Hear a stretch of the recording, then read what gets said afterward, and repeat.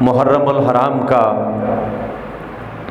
مہینہ شان اہل بیت میں بھی الحمدللہ جو کچھ خیرات ملی ہم نے ادھر سے لی، آگے پہنچائی بھی۔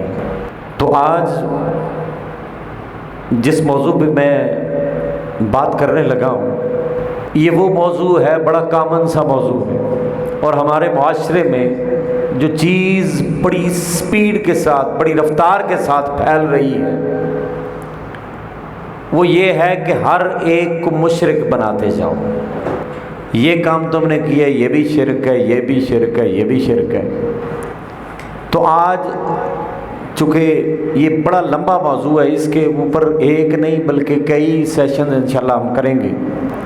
شرک سے پہلے توحید کو سمجھنا ہوگا کہ توحید کسے کہتے ہیں، اور شرک آخری حد ہوتی ہے۔ ان الشرک لظلم عظیم، سب سے بڑا ظلم ہی یہی، اور پھر یہ وہ گناہ ہے جس کی معافی کوئی نہیں، یہ وہ گناہ ہے جس کی توبہ کوئی نہیں۔ اگر کوئی شرک کر بیٹھے، اگر کوئی شرک کر بیٹھے تو پھر اس کی توبہ بھی دیکھیں بہت بڑا ظلم ہے۔ کر بیٹھے تو ایک الگ چیز ہے، رجوع کی توفیق بھی وہی دیتا ہے، لیکن اب میں جو گزارش کرنے چلا تھا وہ یہ ہے کہ توحید کسے کہتے ہیں؟ توحید ہے واحد سے، وحدت بھی اسی سے بنا کہ وہ ذات واجب الوجود ہے۔ واحد بھی اسے کہتے ہیں جو دو کا آدھا ہو، جو دو کا آدھا ہو وہ ہوتا ہے واحد، اور اسے تو واحد بھی نہیں کہہ سکتے، وہ واحد نہیں، وہ تو احد ہے، اپنی شان میں احد۔ امام طحاوی فرماتے ہیں کہ وہ ذات واجب الوجود ہے، سب سے قدیم ہے، جس کی نہ کوئی ابتدا ہے نہ کوئی انتہا ہے۔ وہ اس وقت بھی خالق تھا جب مخلوق نہ تھی، وہ اس وقت بھی رازق تھا جب رزق کھانے والا کوئی نہ تھا، وہ اس وقت بھی خدا تھا جب صرف خدا ہی تھا۔ اس کی نہ کوئی ابتدا ہے نہ اس کی انتہا ہے، جس کی ابتدا ہوتی ہے وہ خدا نہیں ہوتا، جس کی انتہا ہو جائے وہ بھی خدا نہیں ہوتا۔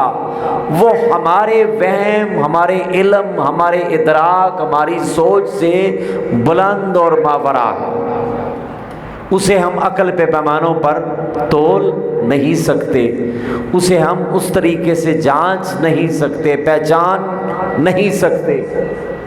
اب دیکھیں، اور اس چیز کے اوپر ایمان ہے، کیونکہ دیکھیں میں ایک مولانا صاحب کو سن رہا تھا، وہ کہہ رہے تھے کچھ لوگوں نے اللہ مان لیا، کچھ لوگوں نے محمد رسول مان لے، کچھ نے صحابہ مان لے، تو کچھ نے آل بیت مان لی۔ بات یہ ہے کہ عقیدہ پتہ کیا ہے؟ توحید کو چھوڑ کے باقی چیزوں کو پکڑ لینے سے بھی ایمان سے فارغ ہے بندہ۔ اگر کسی کے پاس توحید کا دامن چھوٹ جائے تو وہ کہے باقی سارے لوازمات میں پورا کر رہا ہوں، تو کیا اس کا دین پورا ہو جائے گا؟ توحید کو چھوڑ کے تو دین پورا نہیں ہوتا، اور اگر توحید کو پکڑ لیا، رسالت کو چھوڑ دیا، دین پھر بھی پورا نہ ہوا۔ توحید بھی پکڑی، رسالت بھی پکڑی، سرکار کے صحابہ کی بات آئی تو ادھر سے دامن بچا لیا، پھر بھی گیا، اور اگر آقا علیہ السلام کی آل سے منہ کو موڑا پھر بھی گیا۔ اب دیکھیں، ہر چیز کا ایک مثبت پہلو ہے، ایک منفی پہلو ہے، ایک ایکسٹریم لیول ہے، ایک لوور لیول ہے سب سے۔ اور عقیدے کا مثبت پہلو ہے فرض، کسی کو مشرک کہتے ہوئے یہ چیز دیکھنا پڑے گی کہ توحید کی کون سی قسم کے خلاف یہ جا رہا ہے۔ ایک چیز شرک تب ہوگی جب توحید نہ ہوگی، یہ ہو نہیں سکتا کہ ایک چیز ایک ہی وقت میں توحید بھی ہو اور شرک بھی ہو۔ اگر وہ توحید ہے تو شرک نہیں، اگر شرک ہے تو توحید نہیں۔ یعنی کہ یہ سمجھ لے کہ بالکل opposite in direction, opposite in meaning, ہر چیز میں ایک دوسرے کے بالکل مختلف۔ توحید اگر سویرا ہے، شرک اندھیرا ہے۔ توحید اگر دن ہے، شرک رات ہے۔ یہ دونوں یکجا نہیں ہو سکتے۔ لیکن شرک کسی کے اوپر، شرک کا فتویٰ تب لگے گا جب پتہ چلے گا بھائی توحید کی کون سی قسم کا یہ منکر ہے۔ شرکت سے نکلا ہے، یعنی کہ اللہ تعالیٰ کے ساتھ کو دوسرا شریک ہو، اس کی ذات میں، اس کے افعال میں، اس کے صفات میں۔ تو اب رب کے ساتھ کیا کوئی شریک ہو سکتا ہے؟ اللہ کے ساتھ تو کوئی شریک ہو نہیں سکتا۔ تو جو شریک بنائے اسے کہتے ہیں مشرک۔ پھر سب سے اوپر والے درجے پر آتا ہے فرض۔ یہ مثبت پہلو ہے، فرض۔ اب ایک بندہ فرض کا تارک ہوتا ہے تو اس کے مقابلے میں حرام آتا ہے۔ اب جس نے فرض کو چھوڑا وہ حرام کی طرف گیا، اور دوسرے نمبر پر آتا ہے واجب۔ اب واجب کو اگر کوئی چھوڑتا ہے تو اس کے مقابلے میں آتا ہے مکروہ تحریمی، اور تیسرے نمبر پر آتی ہے سنت مؤکدہ۔ اگر کوئی سنت مؤکدہ کا تارک ہو تو اس کے مقابلے میں آتا ہے اساعت، اور کوئی سنت غیر مؤکدہ کا تارک کو سنت غیر مؤکدہ نہیں پڑھتا تو اب اس کے مقابلے آتا ہے مکروہ تنزیہی۔ اور پھر اگلا درجہ آتا ہے پانچواں مستحب کا۔ یہ چیزیں تھوڑی مشکل ہیں لیکن سمجھنے والی ہیں۔ ایک چیز ہوتی ہے مستحب۔ مستحب کے مد مقابل خلاف اولا آتا ہے۔ اولا کا مطلب ہے جو پہلے لوگ گزر گئے، انہوں نے ایک کام نہیں کیا، آپ نے کر دیا۔ مستحب کام ہے، پہلے لوگوں نے نہیں کیا، آپ نے کر دیا، اسے بندہ مشرک نہیں ہوتا، خلاف اولا کہہ سکتے ہیں۔ اور آخری درجے پر مباح ہے۔ مباح دونوں جانب ایک ہی ہے، کر لیں تو ٹھیک ہے، نہ کریں تو بھی کوئی اعتراض نہیں۔ ہمارے ہاں المیہ یہ ہے کہ ہم سیدھا ہی کوئی چیز اگر میرے پسند کی نہیں ہے نا، یہ مشرک ہے، بلکہ پوری کی پوری جماعت مشرک ہے، یہ سارے مشرک ہیں، سارے بدعتی ہیں۔ دیکھنا یہ پڑے گا کہ کون سا انہوں نے جرم کیا ہے۔ فرض کو چھوڑا ہوگا تو حرام کا فتویٰ لگے گا، فرض کو چھوڑا ہوگا حرام کا فتویٰ لگے گا، واجب کو چھوڑا ہوگا مکروہ تحریمی آئے گا، سنت مؤکدہ کو چھوڑے گا اساعت آئے گا، سنت غیر مؤکدہ کو چھوڑے گا مکروہ تنزیہی آئے گا۔ آپ نے ہر درجے کو پامال کرتے ہوئے اسے اسلام کے دائرے سے ہی نکال دیا، بس یہ مشرک، گویا دائرہ آپ نے خود لگایا ہوا۔ اور پھر المیہ یہ ہے، فتویٰ دینے والے، فتویٰ صادر کرنے والے جنہیں نہ شریعت کا پتہ ہے نہ بنیادی چیزوں کا پتہ ہے، یہ بھی شرک ہے، یہ بھی، بس انہیں سبق ہی اتنا پڑھایا گیا کہ اگر کوئی اللہ کے رسول کا نام لے تو اسے مشرک کہنا، کوئی آل رسول کا نام لے تو مشرک کہنا، کوئی حضور کی امت کے اولیاء کا تذکرہ کرے تو وہ بھی مشرک۔ حضرت شاہ ولی اللہ محدث دہلوی آپ فرماتے ہیں کہ شرک کہتے کسے ہیں؟ رب العالمین کی صفات خاصہ میں، صفات خاصہ میں اگر کوئی کسی دوسرے کو شریک کرے تو یہ ہے شرک۔ اب دیکھیں اللہ تعالیٰ کی صفت ہے کہ وہ علیم بھی ہے، وہ خبیر بھی ہے، وہ سمیع بھی ہے، وہ بصیر بھی ہے۔ ایسے ہی ہے نا، سمیع کا مطلب ہوتا ہے سننے والا، بصیر کا مطلب ہوتا ہے دیکھنے والا۔ تو آپ کہیں یار اللہ کے شریک آپ نے بنا ڈالے۔ انہو هو السمیع البصیر، بے شک وہی سننے والا اور دیکھنے والا ہے۔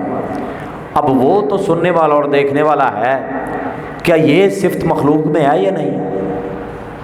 مخلوق میں ہے صفت یا نہیں؟ فجعلناہ سمیعا بصیرا، ہم نے آپ کو سننے والا اور دیکھنے والا بنایا۔ اور رب بھی سنے بندہ بھی سنے، فرق نظر نہیں آیا؟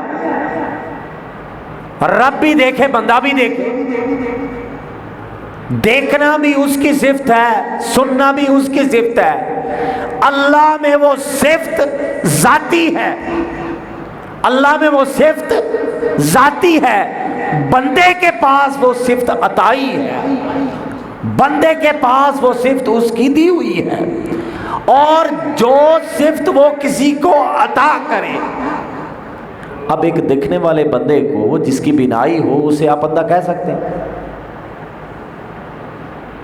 جسے سنائی دیتا ہو کیا آپ اسے بہرا کہیں گے؟ تو بھائی اس نے سماعت سے نوازا ہے، اسے بہرا نہیں کہہ سکتے۔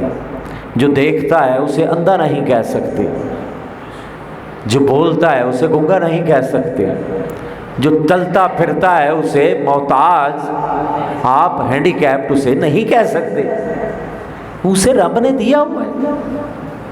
لیکن مسئلہ یہ ہے کہ اب یہ صفات اللہ کی ہیں، لیکن اپنی صفات کی خیرات مخلوق کو دی، اپنی صفات کی خیرات مخلوق کو دی۔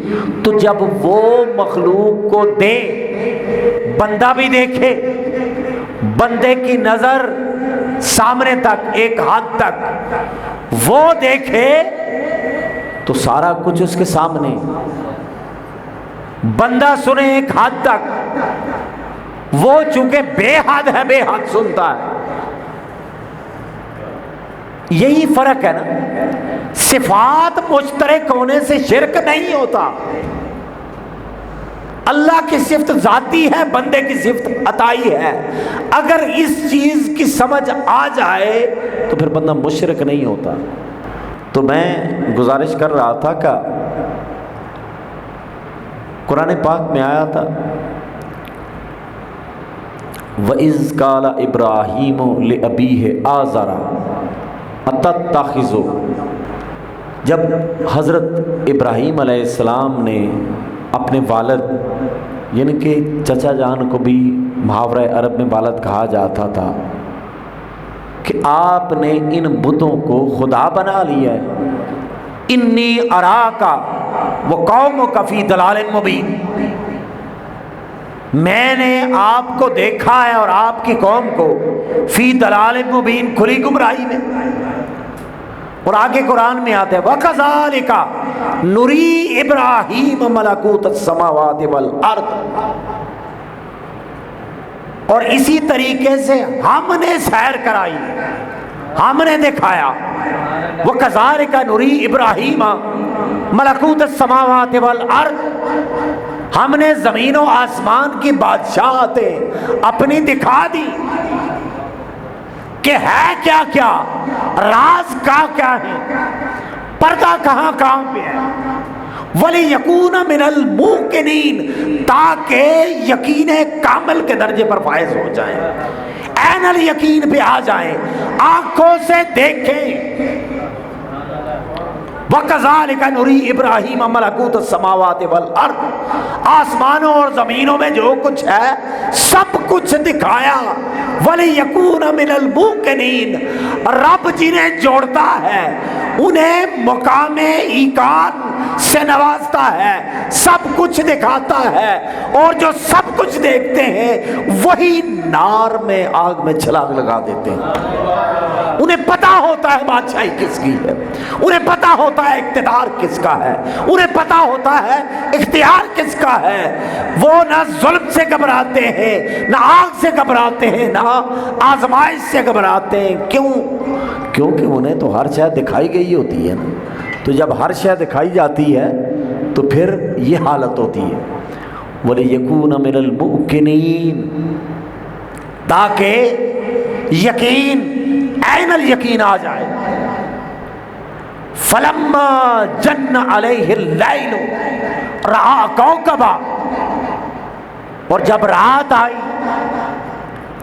آئی اندھیرا آیا، رَأَىٰ كَوْكَبًا، سمجھانے کا انداز ہے نا، تبلیغ کا انداز ہے انبیاء کا. جب رات آئی، فَلَمَّا جَنَّ عَلَيْهِ اللَّيْلُ رَأَىٰ كَوْكَبًا، آپ نے ایک ستارے کو دیکھا. کالا، قوم ساری سامنے، کالا ھذا ربی، کہ یہ ستارہ میرا رب ہے. فلما افلا، جب ڈوب گیا، کالا لا احب الافلین، میں تو ڈوبنے والوں کو نہیں محبت کرتا، میں تو انہیں پسند نہیں کرتا. جو ڈوب جائے وہ خدا نہیں، جو مٹ جائے وہ خدا نہیں، جو تاریکی میں چلا جائے وہ خدا نہیں. لا احب الافلین، غروب ہونے والے سے میں محبت نہیں کرتا. میں جس سے محبت کرتا ہوں وہ سدا طلوع رہتا ہے، وہ کبھی غروب نہیں ہوتا، اس کی روشنی کبھی ماند نہیں پڑتی، اس کی قدر میں کبھی کمی نہیں ہوتی، اس کی عطا میں کبھی کمی نہیں ہوتی، اس کے خزانے میں کبھی کمی نہیں ہوتی. یہ میرا خدا ہے، اسے کہتے ہو خدا. رعا کوکبا، ستارے کو دیکھا، ستارہ غروب ہوا، یہ میرا رب ہے، یہ میرا رب ہے. میں تو ڈوبنے والوں کو پسند نہیں کرتا. فلما رأى القمر، بازگا، جب چاند کو چمکتا ہوا دیکھا، جب چاند کو روشن دیکھا، 14ویں کی رات کے چاند کو دیکھا، روشن دیکھا. کالا ھذا ربی، اے قوم کیا یہ ہے میرا رب. فلما افلا، جب وہ بھی ڈوب گیا.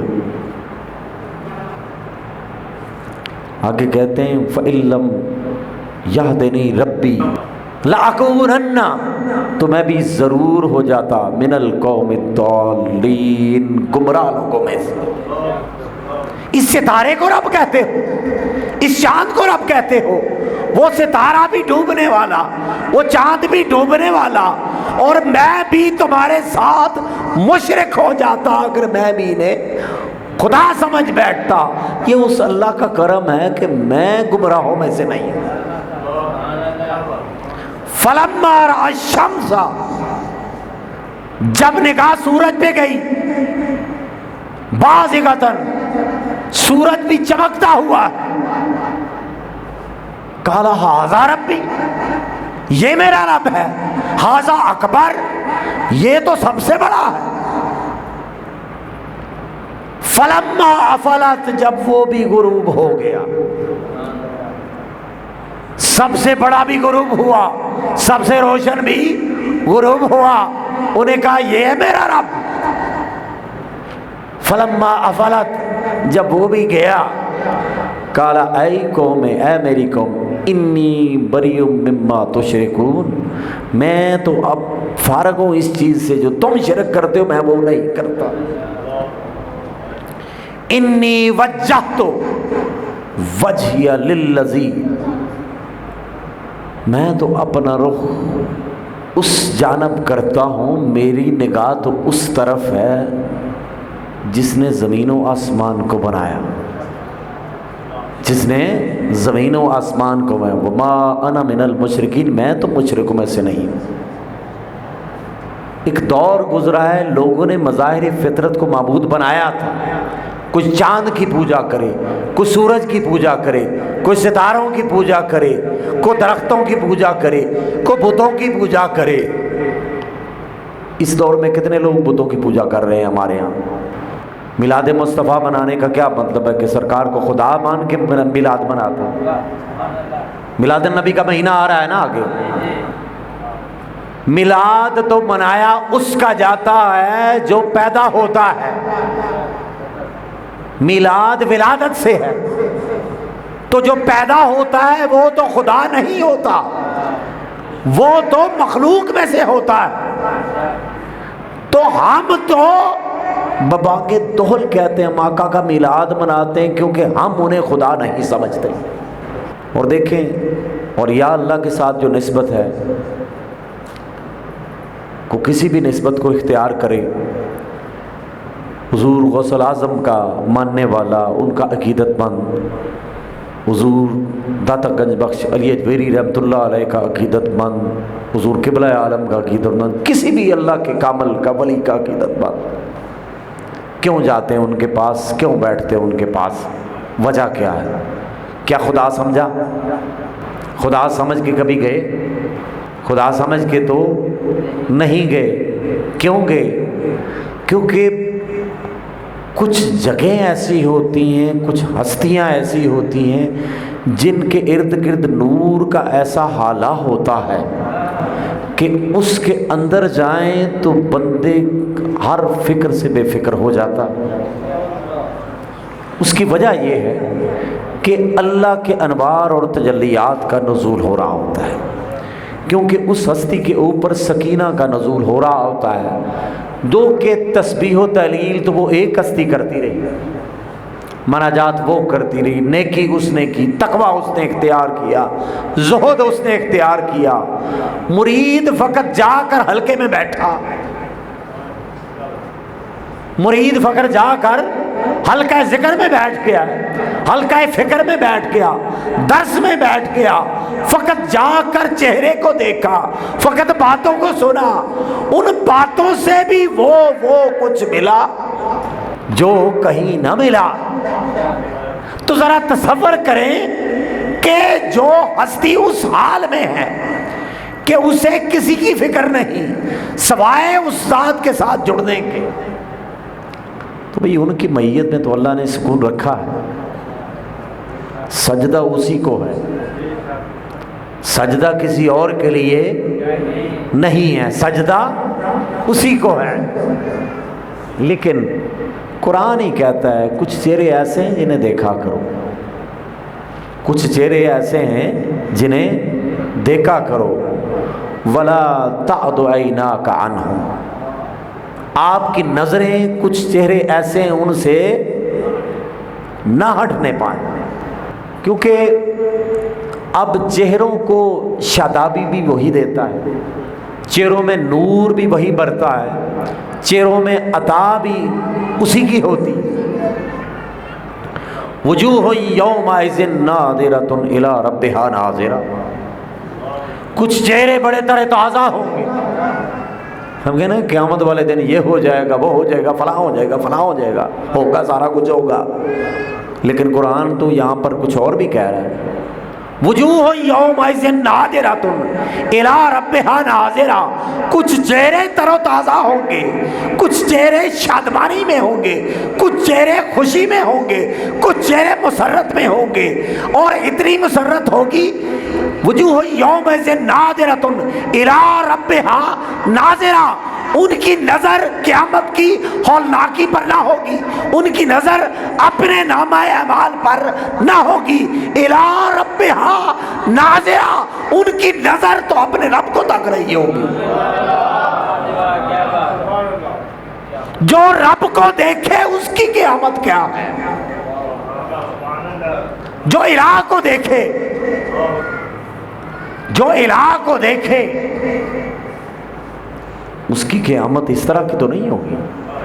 تو اب دیکھیں اللہ کو، اب ایک حدیث مبارکہ میں آیا تھا کہ سرکار سے پوچھا صحابہ نے، سرکار ہم بھی رب کو دیکھیں گے؟ سرکار اسی بھی رب نو دیکھاں گے؟ رب دیکھنے سے بے نیاز ہے نا،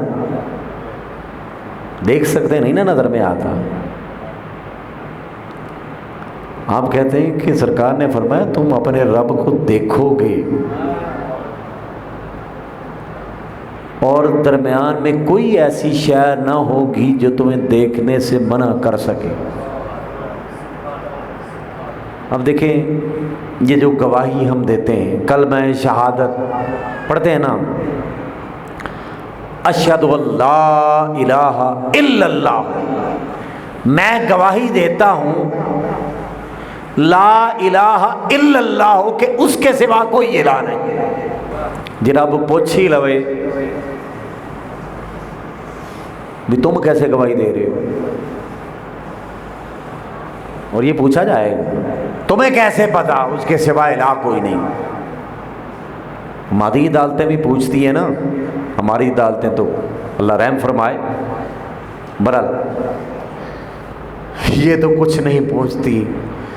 برحال آئی وٹنس ہوتا ہے نا کوئی بندہ جس نے آنکھوں سے دیکھا ہوتا ہے کچھ، اس سے پوچھا جاتا ہے بھائی جب یہ کام ہوا تم تھے وہاں پہ، تم نے دیکھا اپنی آنکھوں سے کہ اس بندے نے فلاں کو قتل کیا؟ جج پوچھتا ہے، گواہ کہتا ہے جی میں وہاں پہ موجود تھا، فلاں چیز سے اس نے مارا، ایسے ایسے کیا، ایسے ایسے کیا، قتل کر دیا، اس کی گواہی اس نے لے لی۔ تو آقا کا امتی گواہی دے رہا ہے اشہد اللہ الہ الا اللہ، میں گواہی دیتا ہوں اللہ ایک ہے، میں شہادت دیتا ہوں اللہ ایک ہے۔ آگے سے جواب آتا ہے تو کیسے شہادت دے رہا ہے؟ نہ تو نے خدا کو دیکھا، تجھے کیا خبر وہ ایک ہے؟ تو پھر اس کا جواب سرکار نے کیا بتایا؟ اس کا جواب یہ بتایا کہ جب یہ پوچھا جائے گا نا کہ تو کیسے گواہی دیتا ہے، تو کہا جائے گا میں گواہی اس لیے دیتا ہوں کہ حضور تاجدار کائنات نے گواہی دی ہے کہ اللہ ایک ہے، اسی کو توحید کہتے ہیں۔ حضور کے کہنے پر اللہ کو ایک ماننا یہی توحید ہے۔ میں اس لیے اسے ایک مانتا ہوں کیونکہ سرکار نے فرمایا تھا کہ وہ ایک ہے، وہ اکیل ہے۔ اب دیکھیں میں نے سورہ اخلاص کی تلاوت کی ہے، پہلی ہی آیت قل هو اللہ احد۔ اب اگر غور سے پڑھیں نا، لفظ کل کا مطلب ہوتا ہے فرما دیں، کہہ دیں، ارشاد فرما دیں۔ اب اعلان تو اللہ کی وحدانیت کا ہونے لگا ہے، اعلان تو اللہ کے واحد ہونے کا ہونے لگا ہے کہ وہ یکتا ہے، احد ہے۔ اس سے پہلے کل بھی ہے، اس کے بعد آتا ہے ہوا، پھر آتا ہے اللہ، پھر آتا ہے احد۔ احد تک بڑی دوری ہے، احد تک بڑی دوری ہے۔ سب سے پہلے کل والی سیڑھی چڑھنا ہوگی، پھر ہوا پہ جاؤ گے، کیونکہ ہوا ضمیر غائب کے لیے استعمال ہوتا ہے۔ ہوا وہ ضمیر غائب دور کے لیے، ہاذا عربی میں قریب کے لیے کہتے ہیں، ہوا دور کے لیے۔ قرآن پاک میں ان اول الناس بابراہیم للذین اتبعوہ، حضرت ابراہیم علیہ السلام کے قریبی وہ لوگ ہیں جنہوں نے ان کی اتباع کی۔ وہذا النبی، اور یہ نبی، وہ ہوا یہ ہاذا، وہ ہوا یہ ہاذا، ہوا دور کے لیے، ہاذا قریب کے لیے۔ اب مولا تو ہوا ہے، حالانکہ قربت اس قدر زیادہ ہے، نحن اقرب الیہ من حبل الورید، میں تو تمہاری شارت سے بھی زیادہ قریب ہوں۔ مولا تو اتنا قریب پھر بھی ہوا۔ اور سرکار کو گنبد خضرا کے اندر سمجھنے والوں، وہ ادھر ہو کر بھی ہاذا، وہ ادھر رہ کر بھی ادھر۔ تو کل میں واسطہ رسالت ہے، مخاطب یہاں پر کوئی امتی نہیں ہے۔ کل نہ بھی ہوتا، وہ اللہ سے ہی اگر اعلان ہو جاتا تو اعلان تو پورا تھا، وہ اللہ ایک ہے۔ ہوا بھی نہ ہوتا، اللہ احد، اللہ ایک ہے، سمجھ تو سب کو آ جانی تھی نا۔ لیکن رب العالمین نے کہا ہے میرے مصطفیٰ یہ اعلان اتنا بڑا ہے، یہ اعلان اتنا بڑا ہے یہ اتنا اعلیٰ اعلان ہے کہ یہ اعلان کسی عام زبان سے نہیں ہوگا. اعلان میری توحید کا ہے، اعلان میرے احد ہونے کا ہے، اعلان میرے سمد ہونے کا ہے. تو زبان بھی وہی ہوگی، اس جیسی زبان کل مخلوق میں کسی کی نہ ہو. وہ زبان بھی اپنے فیض میں احد ہو، وہ ہستی اپنے حسن میں احد ہو، وہ ہستی اپنی وفا میں احد ہو، وہ ہستی اپنے نوازنے میں احد ہو، وہ ہستی اپنی آل میں بھی احد ہو. اے میرے مصطفیٰ، زبان تیری ہوگی، اعلان میرا ہو. جو تیری زبان کو سن کر مجھے احد مانے گا، اس کی توحید قابل قبول ہے. اب دیکھیں نا، سرکار کو جب حکم ہوا تھا وَأَنذِرْ عَشِيرَتَكَ الْأَقْرَبِينَ، اپنے قریبی رشتہ داروں کو ڈرائیں. سرکار نے دعوت کی تھی، تو یہ دعوتیں کھلانا سرکار کی سنت ہے، لنگر کھلانا سرکار کی سنت ہے. تو ہر چیز پہ ہم فتوے لگاتے ہیں. توحید کی جب دعوت دی گئی تھی تو کھانا کھلایا گیا تھا. کہاں کھلایا گیا تھا؟ پکایا کس گھر سے؟ آیا کہاں سے؟ کافر کبھی توحید کی دعوت دے سکتا ہے؟ کبھی دے سکتا ہے کافر توحید کی دعوت؟ اور کبھی کوئی کافر کھانا پکائے گا؟ یہ حضرت ابو طالب کے گھر سے پکا تھا یہ کھانا. توحید کا پیغام دیا جا رہا ہے. اور خیر، چونکہ میں موضوع دوسرا ہے، میں اس طرف نہیں جانا چاہتا، پھر کسی دن صحیح. تو میں عرض کر رہا تھا کہ سرکار کو حکم ہوا کہ اپنے رشتہ داروں کو بلائیں، انہیں ڈرائیں. تو یہ باقاعدہ حدیث ہے اور کوئی بھی بندہ اس سے انکار نہیں کر سکتا، سبھی مانتے ہیں. سمجھ بعد میں آتی ہے کہ کون سی حدیث کو نہیں ماننا چاہیے تھا. سرکار نے کہا اپنے رشتہ داروں کو، عزیز و اقارب کو مخاطب کر کے کہ میں اگر آپ کو کہوں کہ اس پہاڑ کی پچھلی جانب سے دشمن کی فوج آ رہی ہے، کیا یقین کرو گے؟ سنی ہوئی ہے نا یہ حدیث، آپ نے سنی ہوئی ہے، بڑی معروف حدیث ہے. سرکار کریں گے یقین. کیوں کرو گے؟ اس لیے کہ آپ نے تو کبھی جھوٹ بولا ہی نہیں. آپ نے تو کبھی جھوٹ بولا ہی نہیں. آپ صادق ہیں، آپ امین ہیں. آپ اگر کہیں گے تو ہم مان لیں گے کہ دشمن کی فوج آ رہی ہے، کیونکہ آپ کی زبان اقدس سے کبھی حق کے سوا نکلا ہی کچھ نہیں. یہ وہ لوگ کہہ رہے ہیں جو مسلمان نہیں ہیں، بتوں کے پجاری ہیں، وہ لوگ کہہ رہے ہیں. اور آقا نے سب سے پہلے اللہ کا اعلان تو نہیں کیا نا. سب سے پہلے کیا کہا؟ مجھے جانتے ہو میں کون ہوں؟ انا محمد بن عبداللہ بن عبد المطلب، میں محمد ہوں، حضرت عبداللہ کا بیٹا، حضرت عبد المطلب کا پوتا. آقا نے کہا سب سے پہلے اپنے آپ کے بارے میں پوچھا، میرے بارے میں کیا سمجھتے ہو؟ تو سرکار نے دلیل اللہ کی ذات پر کیا دی تھی؟ سب سے پہلی دلیل کہ رب ہے. فقط لبثت فیکم عمرا من قبلہ افلا تعقلون. یہ حدیث تو ہے، یہ قرآن کی آیت بھی میں نے پڑھ کے آپ کو سنا. فقط لبثت فیکم عمرا من قبلہ افلا تعقلون. لوگوں تمہارے درمیان محمد مصطفیٰ نے عمر کا ایک حصہ گزارا ہے.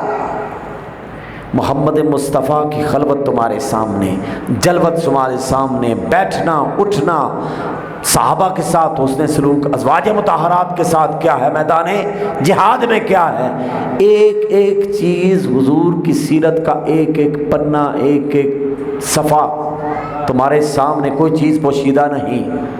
کہیں سے کوئی کمی نکال سکتے ہو؟ کوئی عیب نکال سکتے ہو؟ کوئی نقص نکال سکتے ہو؟ نقص ہے ہی نہیں. اگر نقص نہیں ہے تو افلا تعقلون، ابھی عقل نہیں آتی. ارے یہ لات منات عزا 360 جو تم نے سجا رکھے ہیں یہ بت ہیں، یہ بت ہیں، تو آقا پھر خدا کون ہے؟ ہم نے تو اپنے اپنی برادری کا خدا بنایا ہوا ہے، اپنے اپنے قبیلے کا خدا بنایا ہوا ہے، ہم تو روز اسے چومتے بھی ہیں، اس کے گلے میں ہار بھی ڈالتے ہیں، قربانی کے جانور بھی ذبح کرتے ہیں۔ ہمارا تو یہی خدا ہے، قریب پڑتا ہے، اپنے ہاتھوں سے بنایا، بڑا سونا کر کے بنایا ہے۔ تو سرکار نے کہا یہ خدا نہیں ہے۔ آقا خدا کون سا ہے؟ واللہ احد، ہوا وہ، آقا کون وہ، دکھتا کیسا ہے، کتنا بڑا ہے، کتنا دراز قد ہے، کتنی چوڑائی ہے، کتنا حسن ہے، کتنے ہاتھ ہیں، کتنے پاؤں ہیں۔ آقا نے کہا بے مثل بے مثال ہے، اس جیسا کوئی نہیں۔ اسے ہاتھوں پر اعتماد نہ کرنا، اسے پاؤں پر اعتماد نہ کرنا، اس کی جسامت کا احاطہ کوئی نہیں کر سکتا۔ واللہ احد، اپنی عطا میں وہ احد ہے، بے مثال ہے، با کمال ہے، ہر ایک کا خالق ہے، اور مخلوق کو تخلیق کرنے سے پہلے بھی خالق، ہر ایک کا رازق۔ ابھی مخلوق رزق کھانے والی نہیں آئی، وہ پہلے سے رازق، کسی کا پابند نہیں، کسی کے سامنے مجبور نہیں، جو چاہے وہ کرے۔ ان خداؤں کو چھوڑو، آؤ تمہیں اس خدا کا پتہ دیتا ہوں جس خدا کے سامنے ہر ایک لاچار اور بے بس ہے۔ آؤ آج تمہیں اس خدا سے جوڑتا ہوں، آج ان 360 کو چھوڑ کر اس احد سے جڑ جاؤ، اس سمد سے جڑ جاؤ۔ احد سے جڑو گے احدیت کا فیض پاؤ گے، سمد سے جڑو گے بے نیاز ہو جاؤ گے، مخلوق سے بے نیاز ہو جاؤ۔ آؤ آج میں تمہیں بتاتا ہوں خدا کون ہے۔ احد کا مطلب ہے اکیلا، ایسا اکیلا کہ اس جیسا اکیلا کوئی اور نہیں۔ سمد کا مطلب ہے بے نیاز، ہمارے سجدوں کی حاجت نہیں ہے، ہماری عبادت کی حاجت نہیں ہے، ہمارے روزوں کی حاجت نہیں ہے، بے نیاز ہے۔ سارے کے سارے نمازی ہو جائیں تب بھی اس کی شان کو بڑھا نہیں سکتے، وہ پہلے ہی بڑھی ہوئی شان۔ سارے گناہگار ہو جائیں اس کی شان میں کمی نہیں ہوتی، کیونکہ بھائی وہ خالق ہے، مخلوق نہیں ہے، وہ خالق ہے، مخلوق نہیں ہے۔ تو میں عرض کر رہا تھا کہ کل میں واسطہ رسالت ہے، کل کے بعد آتا ہے ہوا، ہوا آتا ہے دور کے لیے، ہوا آتا ہے دور کے لیے۔ آقا وہ تو ہوا ہے، دور ہے، کیسے پہنچیں گے ہوا تک؟ آقا نے کہا اس ہوا تک جانے کے لیے اس حاضہ کے پاس آ جاؤ، اس حاضہ سے اس ہوا کا پتہ ملے گا۔ یہ تو قریب ہے نا آپ کے، یہ قریب ہے، وہ دور ہے۔ تمہاری سماعت سے میں ہوں، تمہاری سماعت اس تک نہیں پہنچ سکتی، تمہاری آنکھیں اسے نہیں دیکھ سکتی، تمہارا علم تمہیں ذات الہی تک نہیں پہنچا سکتا۔ آقا پھر کیسے پہنچیں گے اس تک؟ اس کی قربتیں کیسے ملیں گی؟ اس کا عرفان کیسے ملے گا؟ آپ نے کہا اس کا عرفان چاہتے ہو، عرفان محمدی حاصل کر لو، اس کی قربت چاہتے ہو، قربت محمدی حاصل کر لو، اس کا کرم چاہتے ہو، محمد مصطفیٰ کا کرم حاصل کر لو۔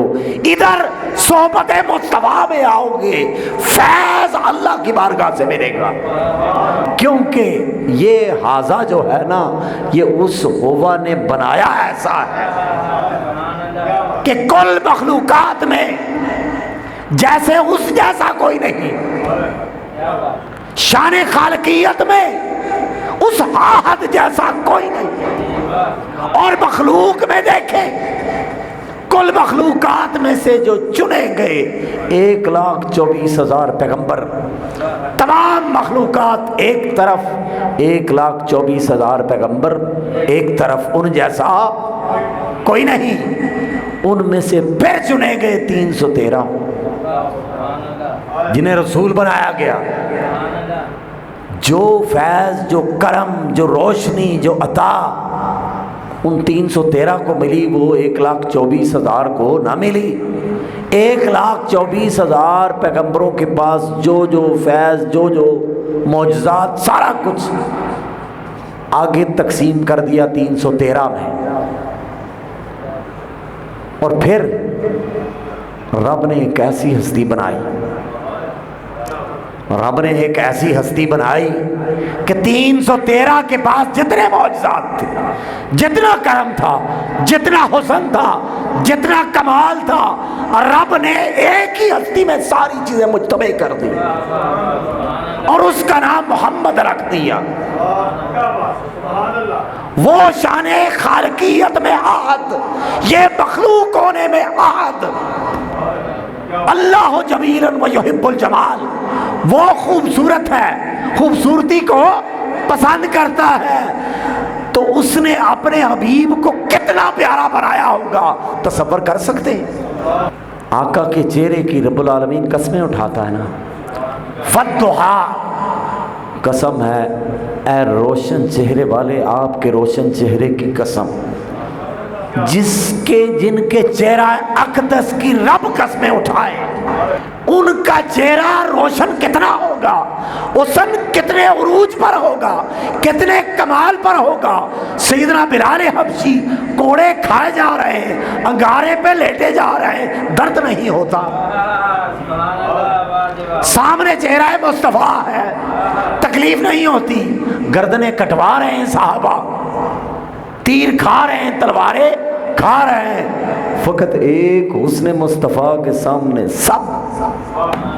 سب ڈھیر ہو گئے۔